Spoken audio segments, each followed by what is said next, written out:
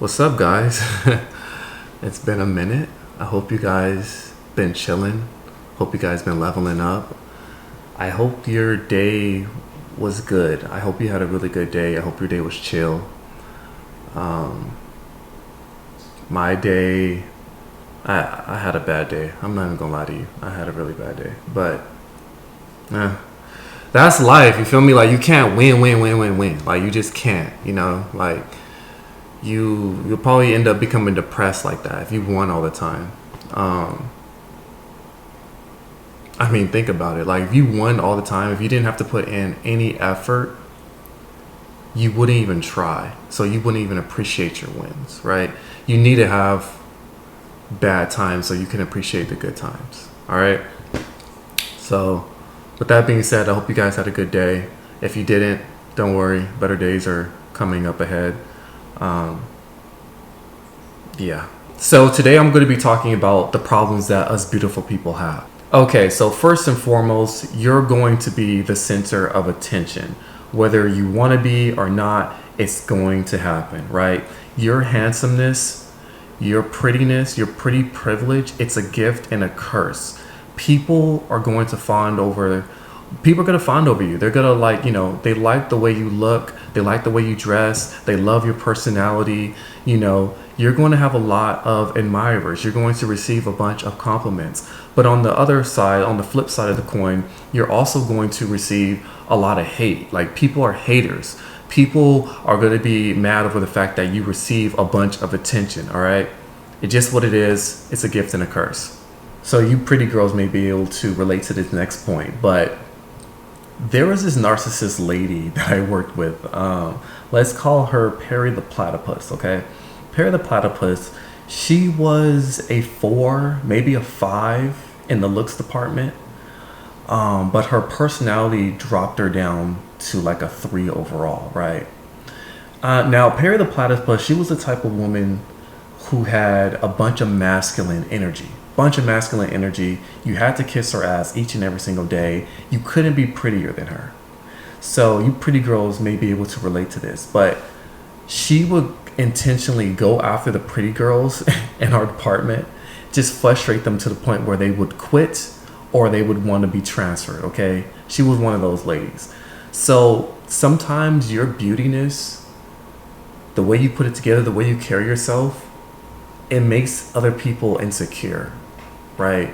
They're not going to do the work to work on themselves, to get their personality right, to dress better, to talk to people better. No, they're not going to do that. That's too hard for them. Their insecurity is going to make them move in a way where they try to sabotage you. They try to bring you down. That's easier than them putting in the work that they need to do to become a better version of themselves, right? So at my last job, I worked with a bunch of cool men. There was a bunch of cool, chill, hardworking men that I worked with, right?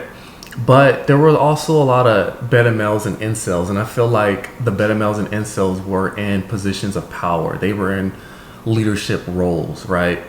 So it just felt like Revenge of the Nerds, these beta males and incels would call other people, like cool people, beta males and incels, right?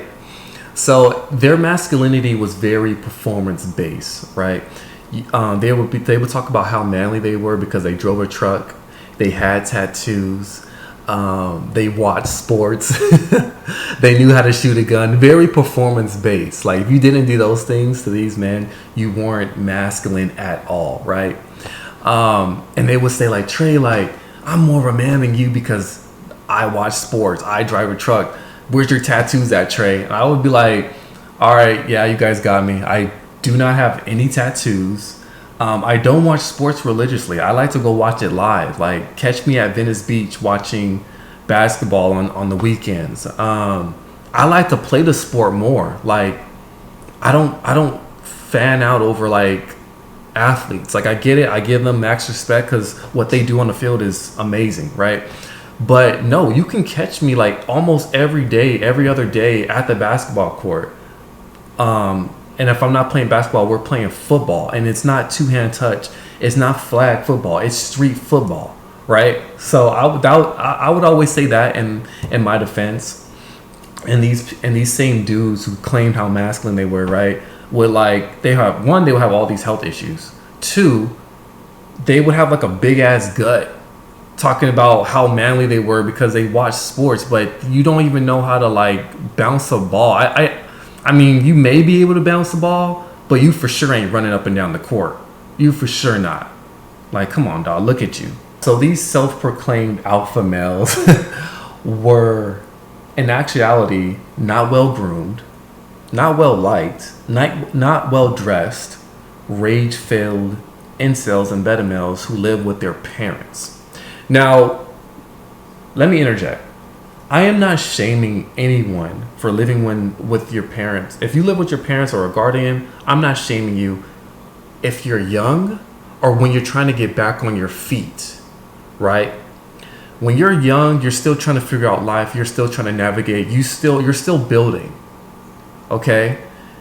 If you're living with your parents because you're taking care of them genuinely, not like the whole cliche like, oh, I live with my mom because I'm taking care of her. Like, no. If she doesn't have any major health issues, if you do not have any major health issues, you shouldn't be living with your people.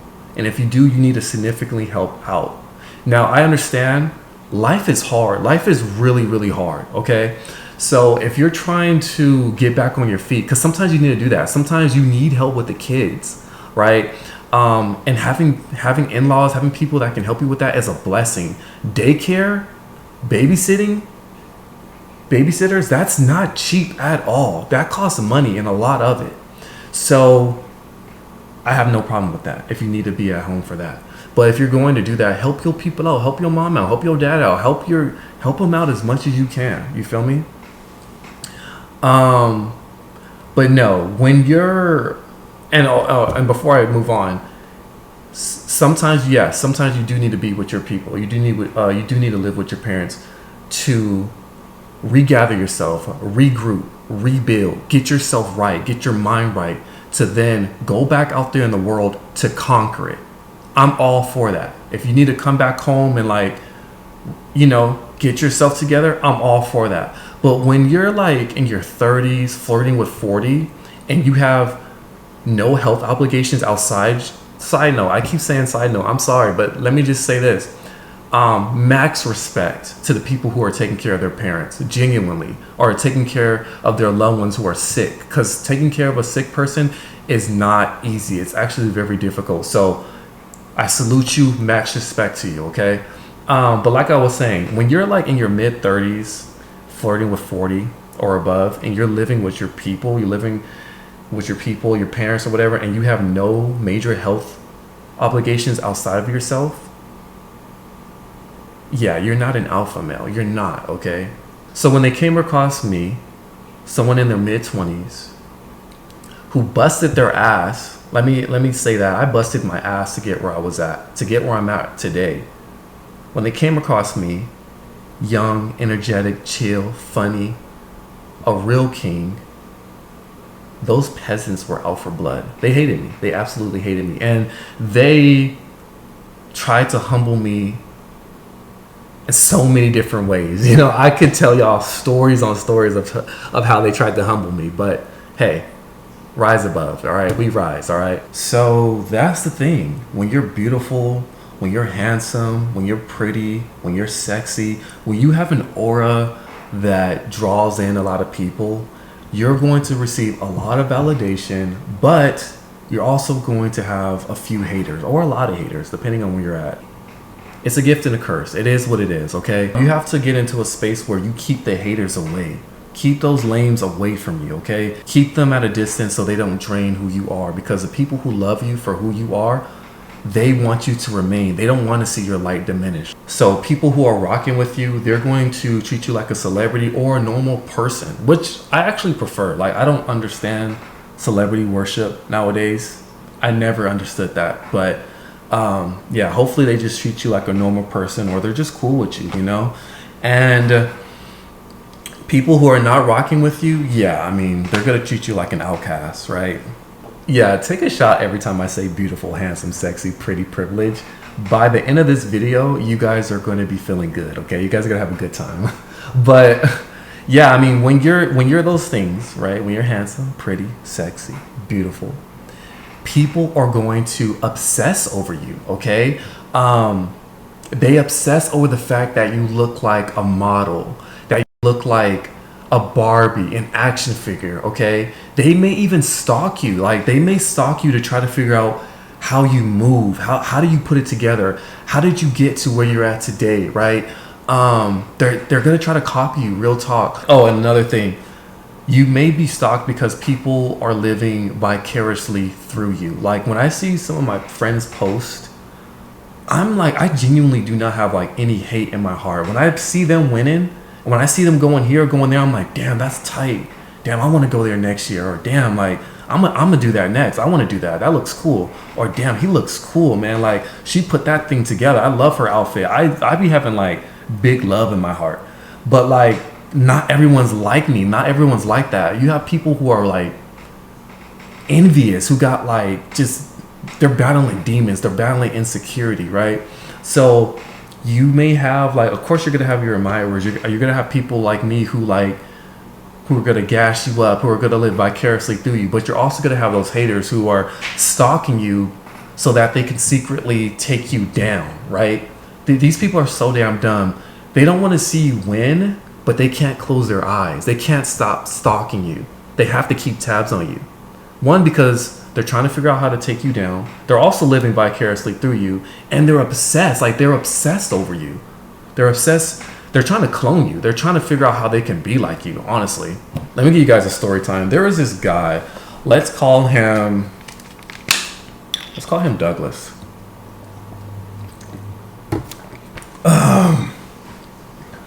Douglas suffered from Napoleon syndrome. He had like a Napoleon complex, or small man syndrome, right? Very insecure. But he was a hater. He was like my number one hater. If you're watching this, Douglas, shout out to you. Yeah, shout out to you, man. You put me through it, man. But hey, we made it. Nigga, we made it, as they like to say. But so there was this one time, right? I have so many stories on Douglas. But you know what? You need, like, side note, you need haters. You really do need haters, because you have to use that hate. You have to use that negativity as rocket fuel to like drive you. You feel me? So shout out to your haters. Your haters, sometimes God uses, like, God will place haters in your life to like direct you, you know? So shout out to the haters, man. Shout out to Douglas, man. Anyway, so yeah, this small man. Shout out to the short kings who are like very confident, who are secure with, not arrogant, confident. Shout out to the short kings, man. Douglas, there was this one time I was in the office and I was chatting it up with a coworker of mine. She asked me a question. She was like, "Oh, Trey, like, where do you live?"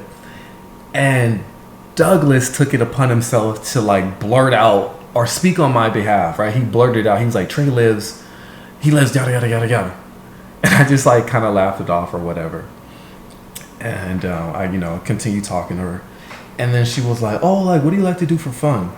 And Douglas blurted in again. He was like, "Oh, Trey likes to do this. He likes to go here. He hangs out around here. He does this," talking on my behalf. And I'm like, okay. I was like, "Damn, Douglas, do you want to tell her my social security number too?"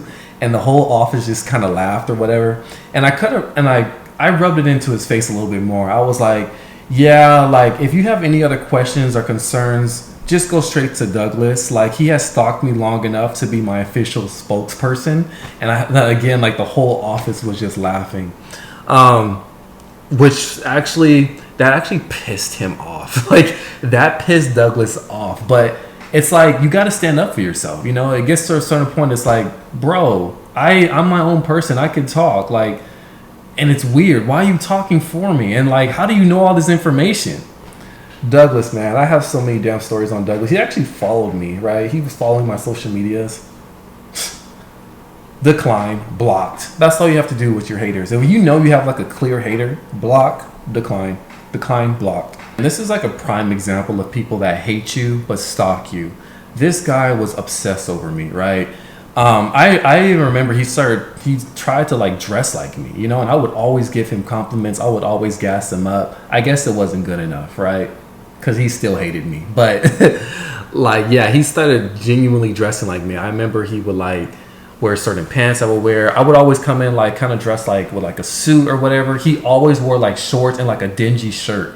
And he started dressing up in suits. I started wearing like more like formal clothes, casual, like what is it, like casual, like business attire, like not too dressed down, but you know, like nice collared shirts, things like that. He started wearing collared shirts. Again, these people will like stalk you so they could copy you.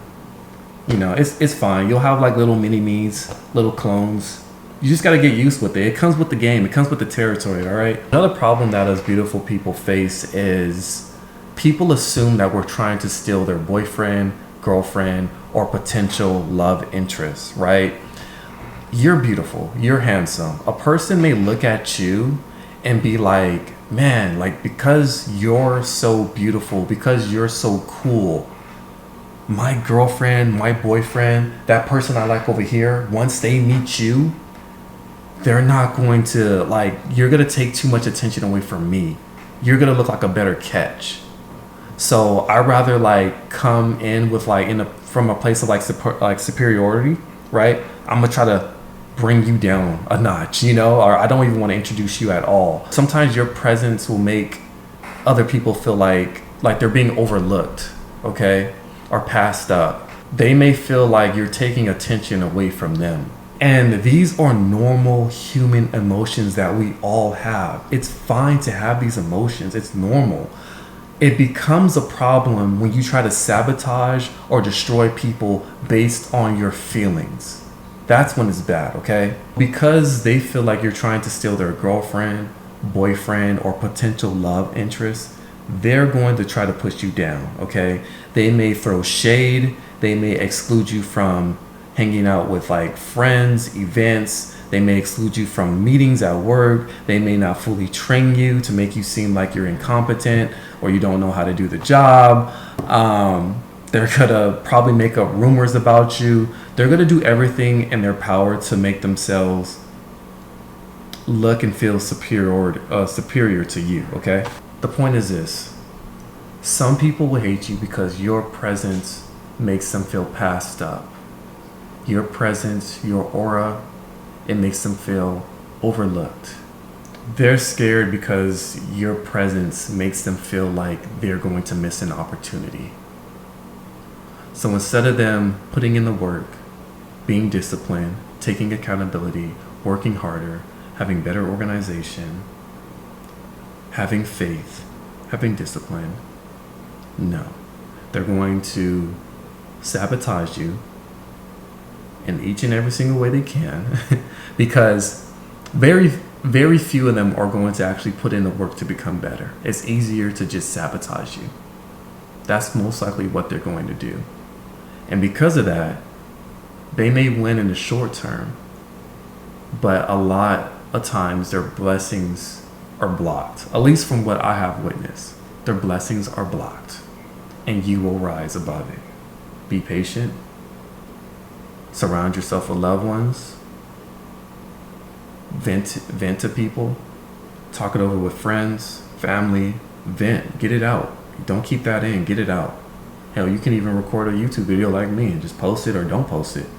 You can write about it. Just get it out. Surround yourself with loved ones. Surround yourself with people who actually admire you. You know, be surrounded with them. Everyone has haters. Everyone. Celebrities have haters. You know, so it's a gift and a curse to be pretty, to have pretty privilege, to be handsome, you know, to look like a model, to look at an action figure. It is what it is, you know. But this concludes this video.